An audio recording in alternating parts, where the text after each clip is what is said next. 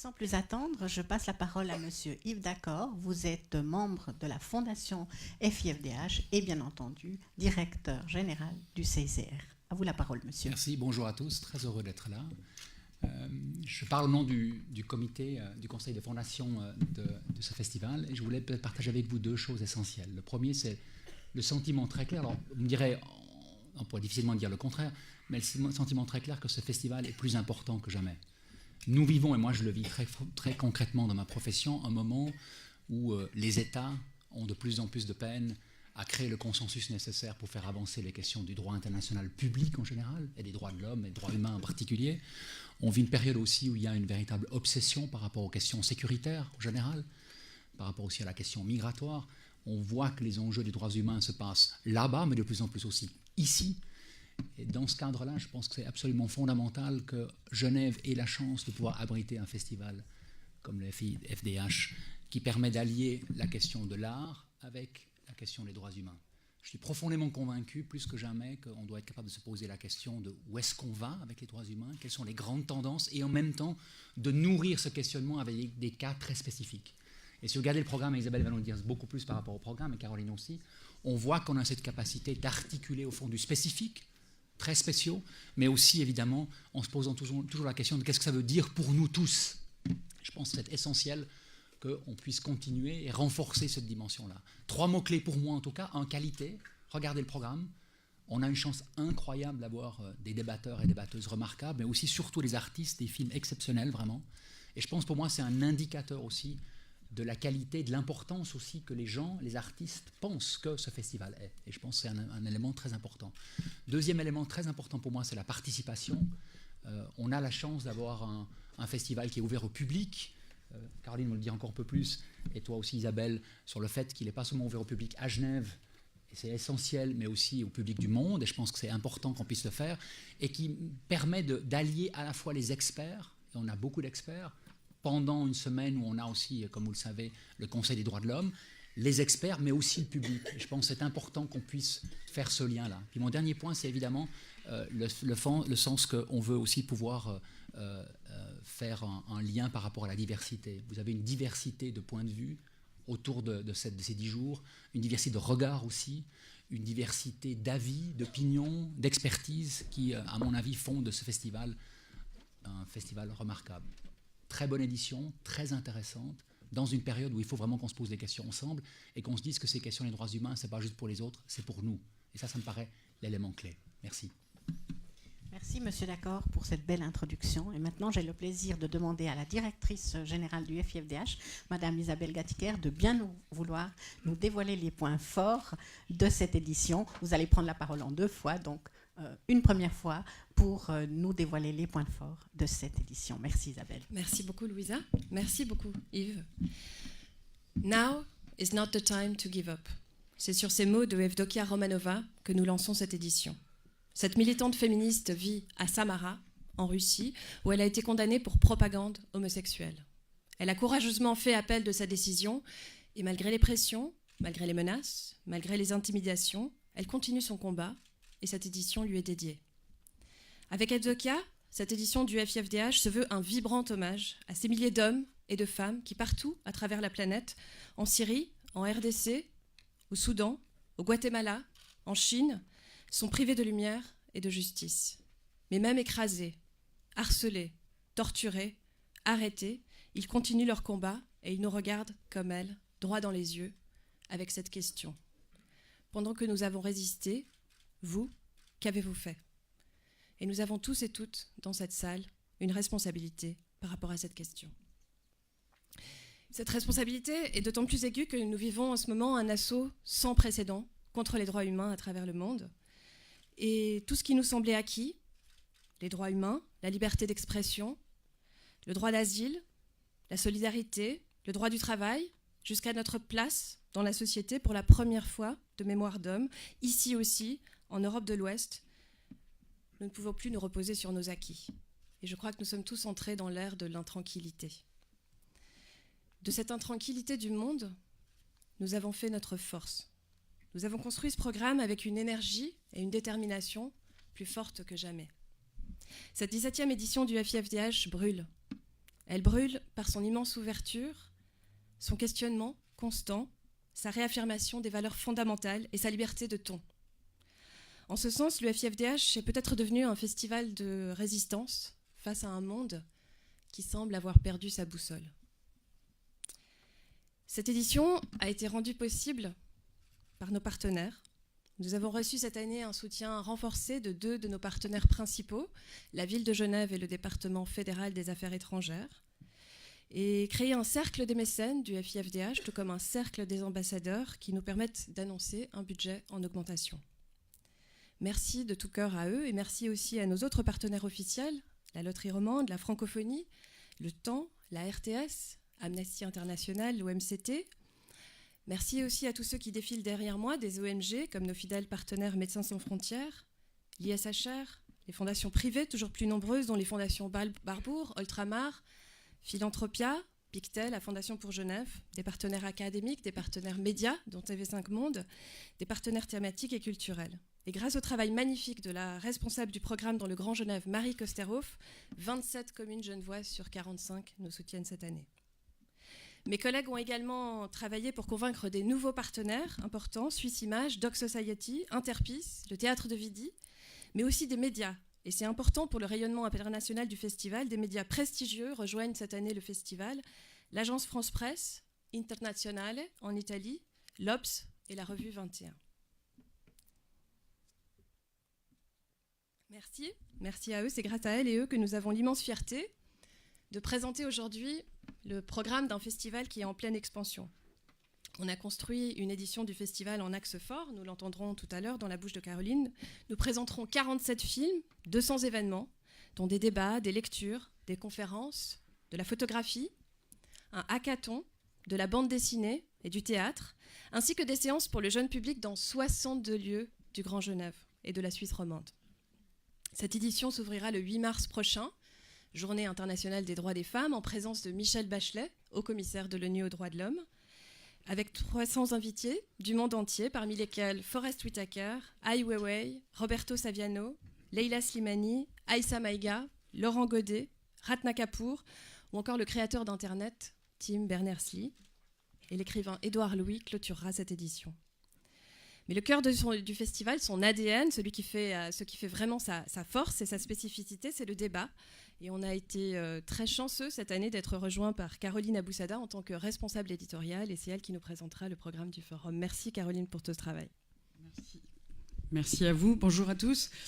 Moi, je suis évidemment extrêmement fière de faire partie de cette équipe et de présenter un peu les lignes directrices du forum au nom de toute l'équipe du forum, parce que c'est évidemment un travail collectif et ça a été aussi extrêmement enrichissant pour nous de discuter, de vous proposer cette programmation.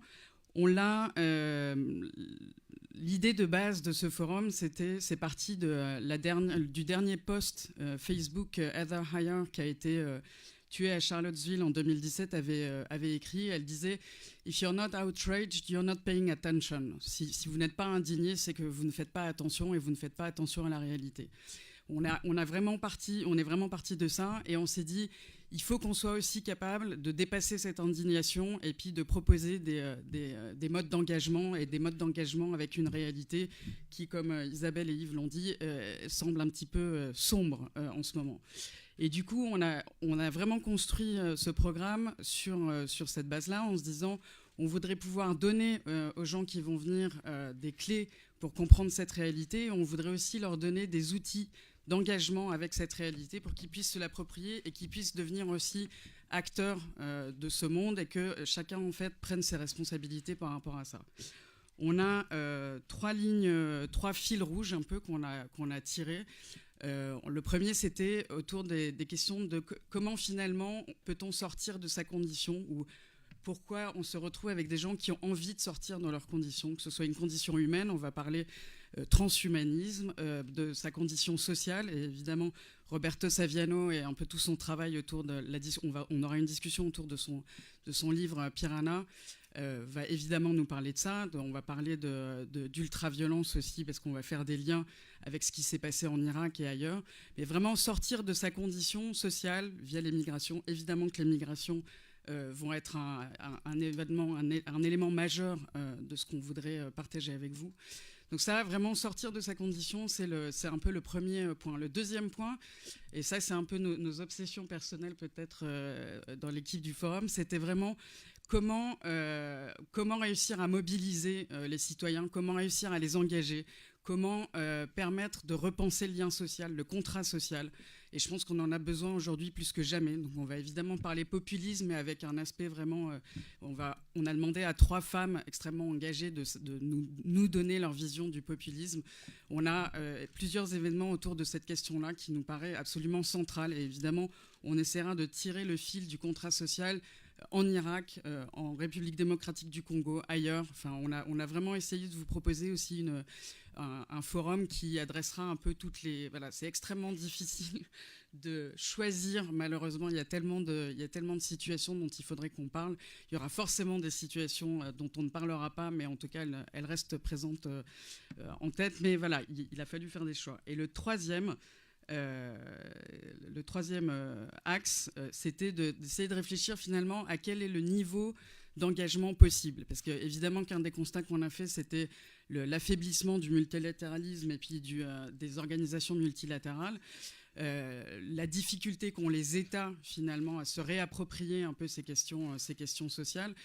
Toutes les questions, les gilets jaunes, on en parlera à la fin, mais c'est un peu ces mouvements citoyens qu'on a un peu du mal à comprendre en ce moment. Mais on est finalement arrivé sur l'idée que la ville pouvait être aussi finalement quelque chose d'intéressant à décortiquer. On va avoir la chance d'avoir une signature de l'initiative Shift qui va être portée par la rapporteuse spéciale au droit au logement, et ça va être signé à Genève. Donc il y a une chose aussi intéressante qui va se passer là. Et voilà, on a le plaisir d'essayer des nouvelles formes aussi, comme Isabelle l'a mentionné. On va proposer un hackathon cette année autour des open source et droits humains, dont Amnesty d'ailleurs fera partie. C'est une nouveauté. On le fait en partenariat avec Le Temps et avec Open Geneva. On a également essayé des nouvelles formes. Donc on sort un peu du classique panel qu'on a tendance à voir. Là, on s'est un peu limité pour donner la parole justement aux gens qui viennent de loin parfois pour pouvoir discuter avec le public. Et évidemment, ça c'est une grande fierté et un grand plaisir de clôturer ce programme avec Édouard Louis qui va venir faire une discussion autour de Qui a tué mon père, mais aussi autour de son engagement politique de plus en plus important. Et on va discuter de convergence des luttes et de moyens d'engagement justement avec cette réalité sociale. Voilà, donc encore un grand merci à toute l'équipe.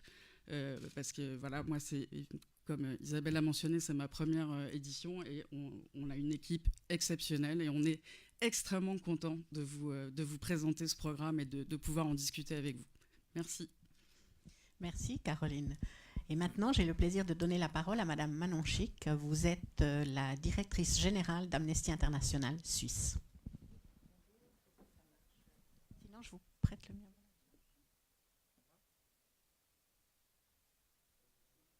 Celui-ci marche. Voilà. Merci beaucoup. Bonjour à toutes et à tous. C'est un plaisir aussi pour moi de me retrouver devant vous pour soutenir l'équipe du festival qui lance cette édition et de parler de l'importance de ce festival pour les ONG de droits humains et pour une ONG comme Amnesty International en particulier. Et je dirais qu'il y a trois rôles essentiels qui sont joués par ce festival et qui le rendent unique. D'abord, évidemment, un rôle de sensibilisation de la population aux droits humains. On voit que le Festival international du film et Forum sur les droits humains touche aujourd'hui un public de plus en plus nombreux et aussi surtout un public qui n'est pas forcément les personnes déjà convaincues. C'est-à-dire qu'il y a encore peut-être une dizaine d'années, on se retrouvait à peu près toujours les mêmes personnes dans les mêmes salles de cinéma à regarder des documentaires et à débattre entre nous. Aujourd'hui, je crois que le festival a fait vraiment un pas de géant vers toucher un autre type de public qui ne ferait pas forcément l'effort de se déplacer pour assister à une projection d'un film qui est forcément sur un thème toujours grave et rarement un moment de plaisir partagé. Donc, même si ça peut être des très beaux films, mais en l'occurrence, ça parle de choses qui se passent dans le monde et qui sont évidemment extrêmement dramatiques. Il y a par exemple le programme d'éducation aux droits humains pour les élèves qui entre-temps touche 3000 élèves du canton de Genève.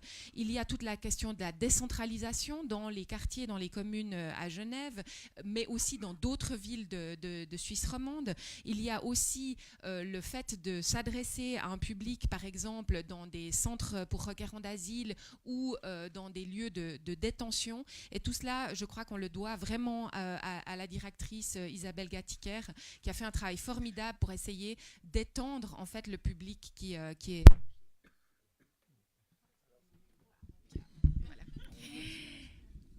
Question de la deuxième je dirais, spécificité de ce festival, c'est la question de l'impact. Et ça, c'est sans doute toute la différence avec un autre festival du film sur les droits humains. Il y en a beaucoup dans le monde. Mais le fait qu'il se déroule à Genève est évidemment l'occasion de tenter d'influencer les décideurs en matière de droits humains, et donc notamment le Conseil des droits de l'homme, les diplomates qui sont présents dans les missions, par l'organisation, par exemple, de Side Event directement au Palais des Nations, ou des rencontres entre ces diplomates et les défenseurs et défenseuses des droits humains qui sont invités par le festival. Et la tribune qui est offerte à ces défenseurs des droits humains est une tribune exceptionnelle, parce que c'est une tribune à la fois publique, lors du débat qui va se dérouler devant le public dans le cadre du festival. C'est une tribune médiatique, parce qu'évidemment, grâce à vous qui êtes présents aujourd'hui, eh bien, ces défenseurs sont souvent interviewés, ont un écho qui est beaucoup plus large que simplement les 500 personnes qui vont assister à la soirée. Et puis une tribune diplomatique, c'est-à-dire qu'un certain nombre d'entre eux vont pouvoir s'adresser à des diplomates, ou voir lors d'événements au Palais des Nations à un public plus large. Et je dirais, à l'heure où les droits humains sont de plus en plus mis sous pression, à l'heure où ces défenseurs sont de plus en plus en danger et mis sous pression par leur gouvernement, eh bien, cette tribune qui leur est offerte est plus importante que jamais. C'est une bouffée d'air pour eux de venir à Genève et de participer à ce festival. Troisième élément, et Caroline l'a évoqué, c'est un élément extrêmement important, c'est cette question de mobilisation et de solidarité. Je crois qu'aujourd'hui, le festival n'est plus simplement un moment où on va assister à un film, où on se pose des questions, on écoute un débat. C'est un moment d'action. Et en fait, je crois que c'est vraiment ce que le festival a permis, c'est de poser des questions, c'est de susciter une indignation, c'est de susciter des mouvements. Et on le voit de plus en plus, les gens qui, à la fin des projections et des débats, s'engagent, disent qu'est-ce que je peux faire. Et dans ce sens-là, bien, les ONG partenaires du festival l'ont bien compris. C'est un public que nous essayons de mobiliser pour des causes, et où nous leur demandons ensuite de s'engager. Donc les ONG de droits humains ont bien compris l'importance de ce festival, en particulier à Genève, qui est bien sûr la capitale des droits humains, et où il est important d'avoir cet impact.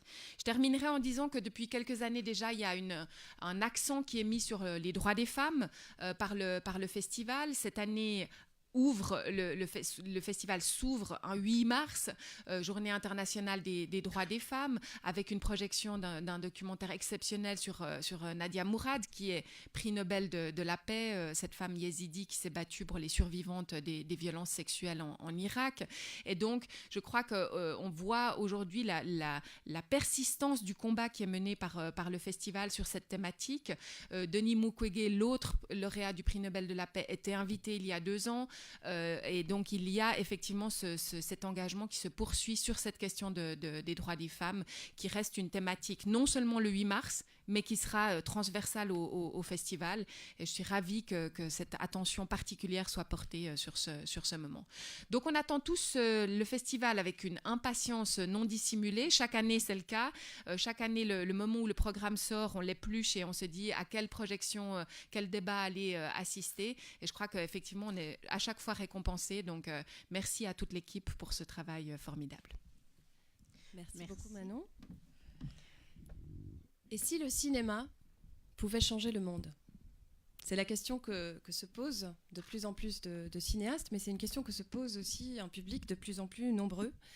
Et c'est grâce à cette question que le FIFDH est devenu maintenant un festival de cinéma incontournable sur la scène internationale, un festival de cinéma qui privilégie sans concession les regards originaux, la cohérence du travail du cinéaste, l'exigence artistique, avec des films qui nous renversent.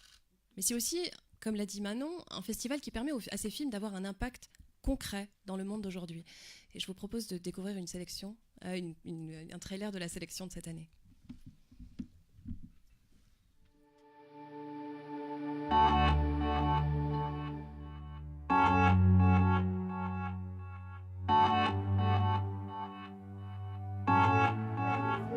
Well, you know the first sign that you're gonna have to leave your neighborhood is when vintage clothing shops show up. Slowly, you know, people are forced out, and they don't understand that it's happening. How long do you hold on to your dream for? You know.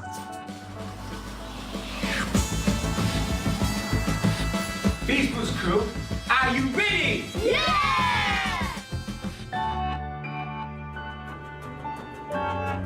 L'époque, c'est le son que ça fait quand tu prends un coup de matraque. Poc, poc, poc. What are you going to do? Anything new? It's a pump. Can you fix it? Maybe. I can bring water. I know how to do it. À ce moment-là, je me suis rendu compte que ce qui était sorti pour moi de 68, c'était pas du tout ce que j'imaginais qui sortirait, c'était le féminisme. Today, looking back, I realized that the excitement of having elected our first female president blinded me to something else that is happening in this scene. I just want to say that people who have to face violence anywhere in this world should be heard, and that they should be able to express their freedom to want justice for the things that are happening to them. August 2014. Catastrophe is unfolding in northern Iraq. The world has turned its attention to the Yazidis. I now give the floor to Miss Nadia Murad Basi Taha.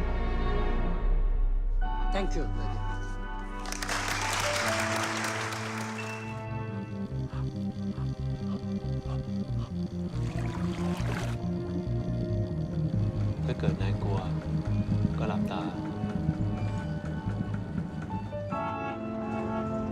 ¿Y tú desde cuándo eres bollera? Joder, Carmen. Hija, pero no te enfades, es que tengo curiosidad. Eres la primera tortillera que conozco.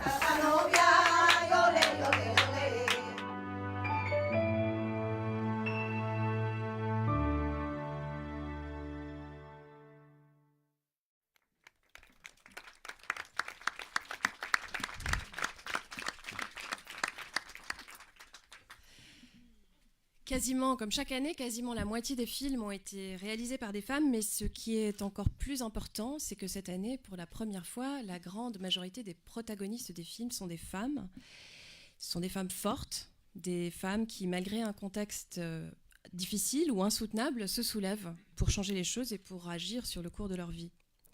Je pense à Nadia Morad, qu'on a vu dans le film d'ouverture, On Our Shoulders. Je pense aussi à Rose, dans l'époque, Fatima, dans Ghost Fleet, Léa Tsemel, Delphine Seyrig et Carole Rossopoulos, dans Delphine et Carole Insoumises, Chimay, ou encore la doctoresse Henriette Favé, qui est incarnée par une Civile Testu magistrale dans Insoumise.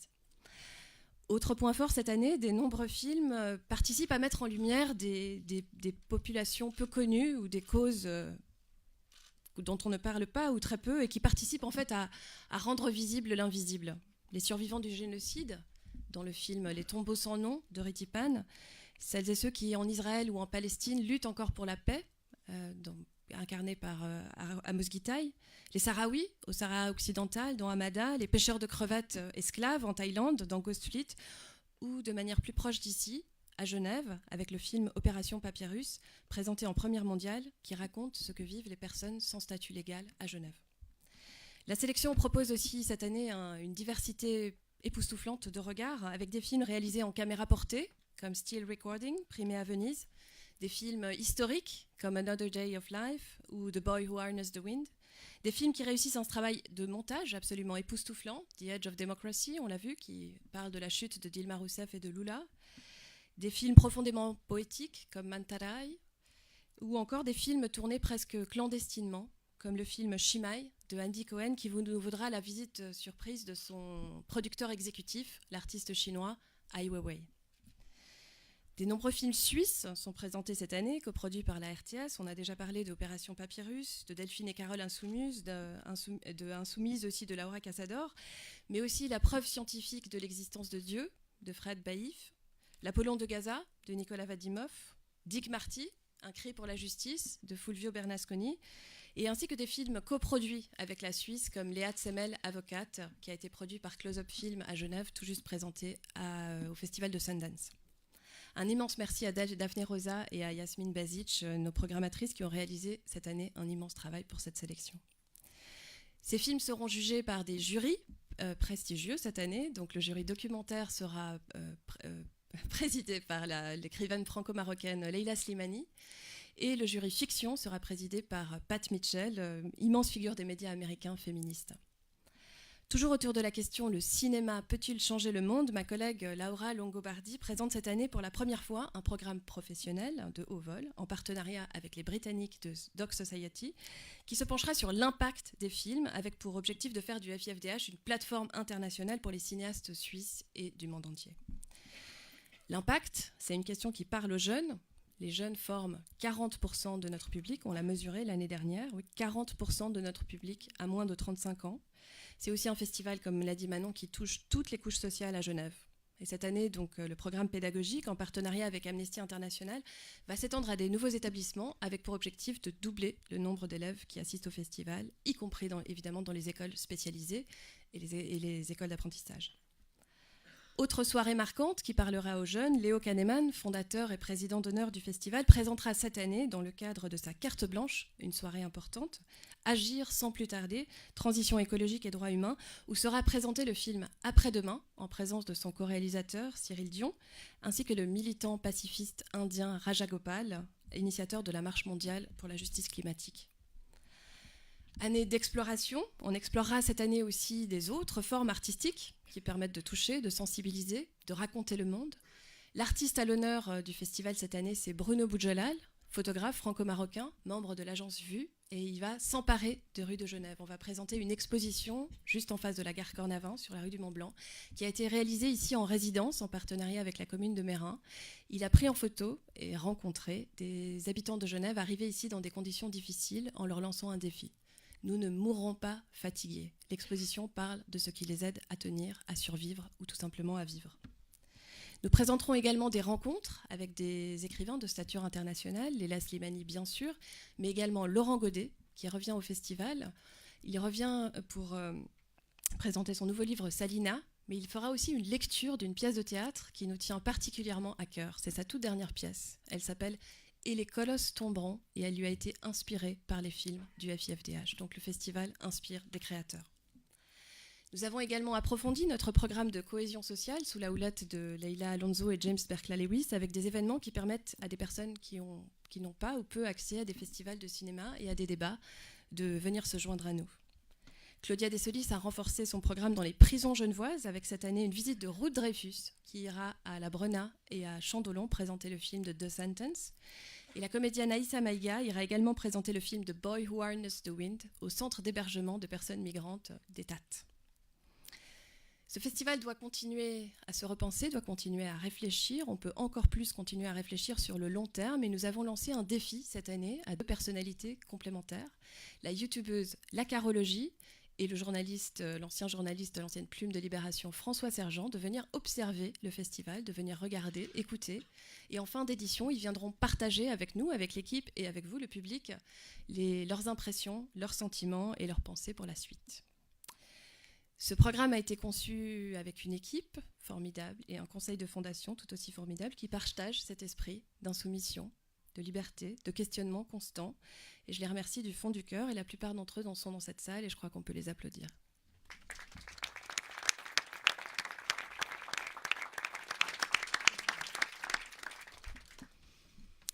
Alors je crois que je peux dire en leur nom que si ce festival participe, même à sa toute petite échelle, à ce que concrètement les choses bougent, à la fois ici et sur le terrain. Et si ce festival participe à sauver ou à améliorer ne serait-ce qu'une seule vie, et si nous arrivons à transmettre cet enthousiasme, cet engagement et cette liberté, cette envie que les choses changent, alors on pourra dire que pour cette année, la partie est gagnée. Je me réjouis de vous revoir. Merci beaucoup.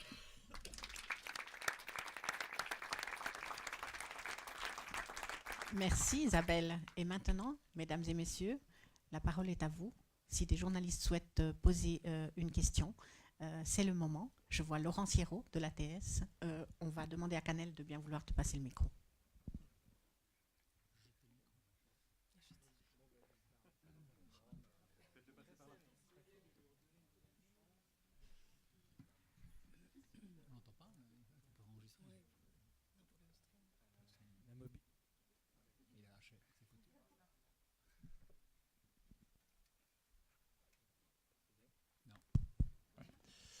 Oui, la solidarité commence par là. Merci pour le micro.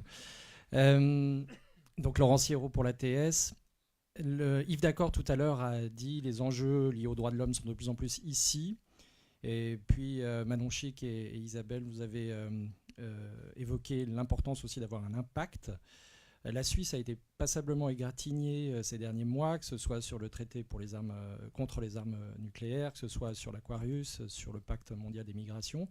Alors j'ai le sentiment, à voir la programmation, et que ce soit des films, mais aussi des discussions, que l'accent sur la Suisse est plus important encore que d'habitude. On est aussi en année électorale. Est-ce que c'est une sonnette d'alarme que vous tirez en particulier cette année, ou est-ce que c'est un rendez-vous qui va devenir fidélisé? Parce que oui, clairement, on veut influer aussi sur le contenu des débats pendant la campagne électorale.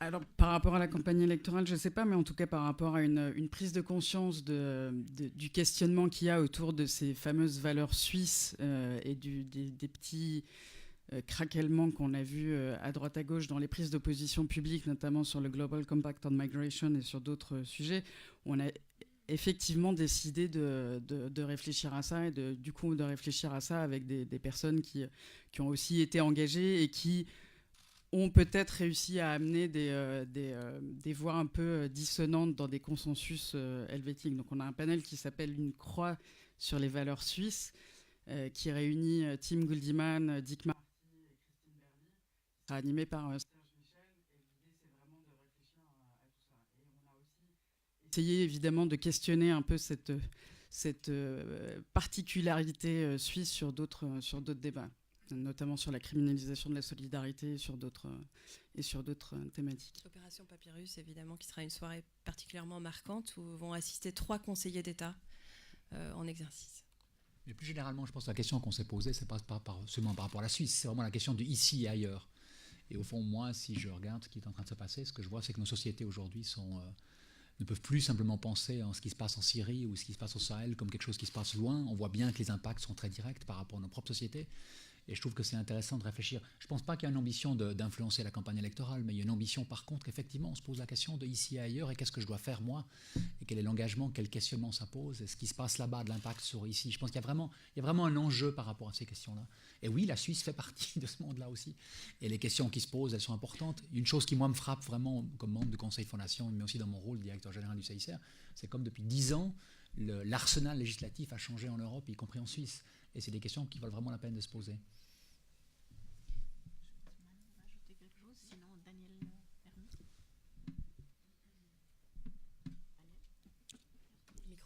Le micro. Merci. Oui, Daniel Vermus, Global Geneva. Donc, comme l'a souligné Manon Chic, le festival s'ouvre de plus en plus à d'autres publics. Est-ce que ça inclut aussi les publics ou les acteurs qui traditionnellement s'opposent ou sont des freins aux droits humains, et notamment quand on parle de la montée des populismes? Est-ce qu'il y a aussi, on invite aussi des acteurs de ces mouvements au festival pour mieux entendre leurs ressentis, leurs arguments et pouvoir mieux y répondre? Alors, pour être totalement honnête, on a invité, les invitations n'ont pas été couronnées de succès. mais on aurait évidemment aimé avoir un peu tous les sons de cloche sur ces sujets-là, mais voilà, c'est quelque chose qu'il faudra creuser pour les éditions futures. Mais la réponse est oui, je pense. En termes éditorial, oui, notre objectif, il est de pouvoir faire entendre aussi ces voix-là et de pouvoir en débattre ici. Je pense que l'endroit est juste. Et je pense de nouveau que le cadre du festival est le juste. Débat et film, ça permet vraiment de pouvoir faire ça. Mais pour l'instant, on a rencontré relativement peu d'intérêt. Mais il faut qu'on le fasse. Je pense que c'est juste. Mais souvent, ce débat-là a lieu aussi après, pendant le débat public. Donc chaque débat est entièrement public. Tout le monde peut prendre la parole, tout le monde peut poser une question. Et c'est souvent à ce moment-là que les voix d'opposition s'expriment et sont toujours écoutées, entendues, et on leur répond, évidemment.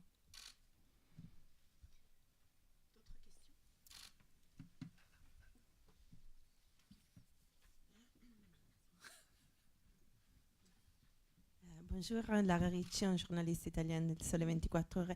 Vous avez parlé du fait que vous avez cherché d'engager les gens de plus en plus. Je voulais savoir quelque chose en plus sur comment vous cherchez de faire ça, s'activer et s'engager. Alors c'est le nouveau chantier. En fait, on a terminé maintenant une première stratégie de 4 ans, qui était la stratégie d'ouverture du festival à des nouveaux lieux, qui a été vraiment couronnée de succès, à des nouveaux lieux, à des nouveaux publics, à des nouveaux supports. Et le conseil de fondation et donc l'équipe du festival commence maintenant une nouvelle phase sur 4 ans. Et la recherche principale qui va se dérouler sur 4 ans, c'est réfléchir et augmenter les mesures d'impact concrètes tout au long de l'année. Donc cette année, on commence avec cette réflexion concrète. On continue aussi en touchant plus de jeunes. On a également augmenté notre collaboration avec les ONG pour relayer leur campagne. On ne se substitue pas aux ONG, on est comme une sorte de porte-voix de ces actions. Mais le vrai bilan se fera dans 3 ans. C'est une stratégie à long terme. Si je peux juste rajouter, ce qu'on voudrait faire aussi dans les débats du forum, c'est également donner des clés aux gens pour qu'ils puissent eux-mêmes s'engager. Donc on va essayer en tout cas de pouvoir leur dire, voilà, si vous voulez continuer en gros la discussion ou l'engagement autour de ça, voilà telle et telle association, voilà telle et telle choses qui sont faisables à l'échelle de tout le monde. Parce que on l'a souvent entendu, une fois qu'on finit un débat, les gens sont là, oui c'est super, mais qu'est-ce qu'on peut faire? Comment nous on peut s'engager? Qu'est-ce qu'on peut faire à notre échelle? Et du coup cette année on va vraiment essayer de donner en tout cas quelques pistes pour que les gens puissent le faire. Voilà, mais toujours en partenariat avec des ONG dont c'est le travail. D'autres questions? Alors je vois une question là au Michel Frère.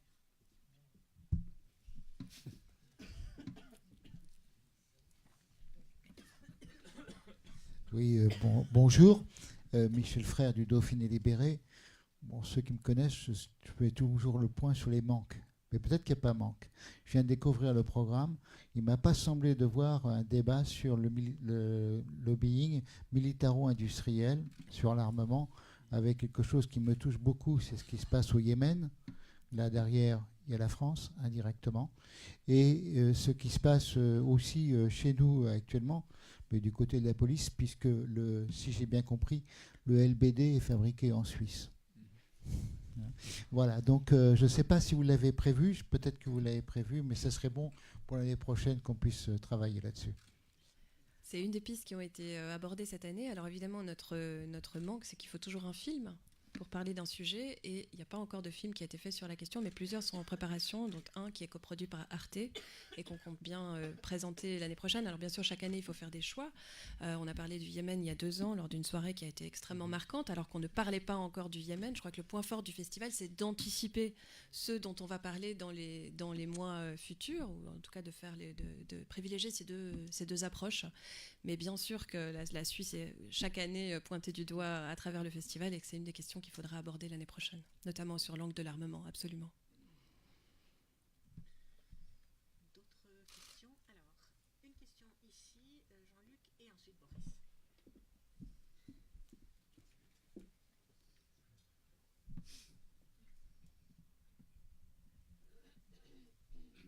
Jean-Luc Nabé du Flash Léman. Je voulais savoir si vous avez évolué concernant les débatteurs qu'on voit toujours de gauche et non de droite. J'ai entendu même des publics se plaindre.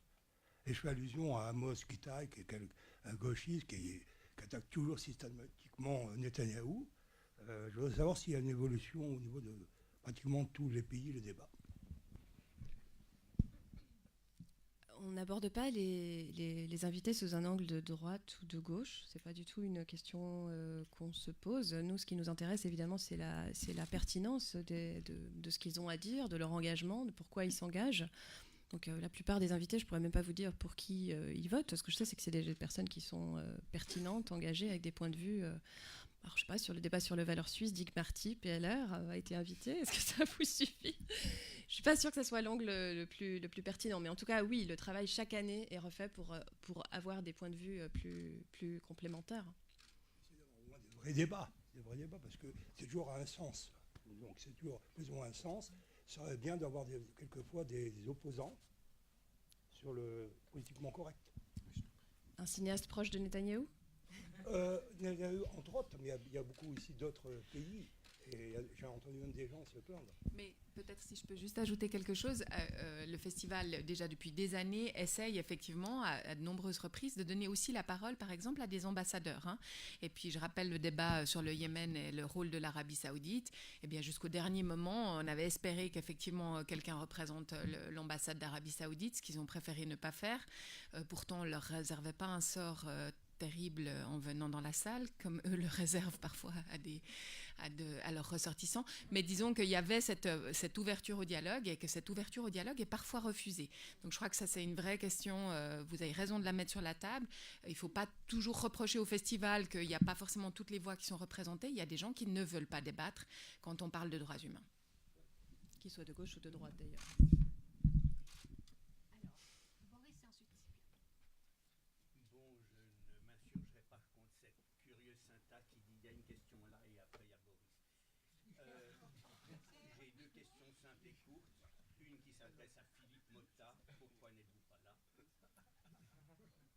Philippe Motta? Alors, si je peux me permettre, j'ai reçu un message de Philippe Motta ce matin qui me disait « Bravo pour ce programme incroyable ». Parce qu'on a évidemment beaucoup discuté et avec Philippe Motta et avec Anne-Claire Adé pendant la préparation de ce programme. C'est évidemment pas simple de prendre la place de Philippe Motta ou d'Anne-Claire Adé. J'espère qu'on a tenu le challenge et qu'on a relevé le gant de la manière la plus élégante possible.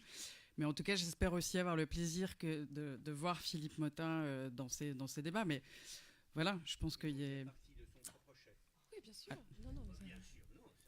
Il n'y a jamais de bien sûr dans... Ah, non, non. Et ma seconde question, j'ai bien écouté votre vocabulaire, oui, je pense pas très haut, j'en suis encore à l'école primaire, je m'intéresse à la syntaxe et au vocabulaire. Et le mot-clé, c'est engagement. Donc la question, elle fait peut-être un peu double emploi avec d'autres. Quand on est engagé, quand on est trop engagé, est-on encore libre, même dans sa tête? Bien sûr, je fais allusion à tous les intellectuels du XXe siècle qui ont été très engagés et pour qui l'éternité ne suffira pas à demander pardon de tous leurs engagements. C'était une question, ça? Quelle est la question, Boris? C'était une question ou c'était une constatation Est-ce que vous pensez vraiment qu'engager est un mot toujours positif, sacré et qui doit susciter des so what? Peut-être je peux me permettre de répondre puisque je représente l'engagement sur cette table. Je crois que aujourd'hui, l'engagement, et notamment l'engagement, on le voit à travers les jeunes générations qui s'engagent contre le réchauffement climatique avec force et conviction. Je crois qu'en fait, ils ne se posent pas les questions sur les intellectuels du XXe siècle. Ils se posent la question de ce qu'ils ont envie aujourd'hui de changer dans le monde qui les entoure et les indigne. Et c'est effectivement peut-être le risque que tout d'un coup ils s'engouffrent dans quelque chose qui, dans 10 ans, on dira ça faisait pas de sens et peut-être qu'il faudra effectivement s'excuser pour l'éternité.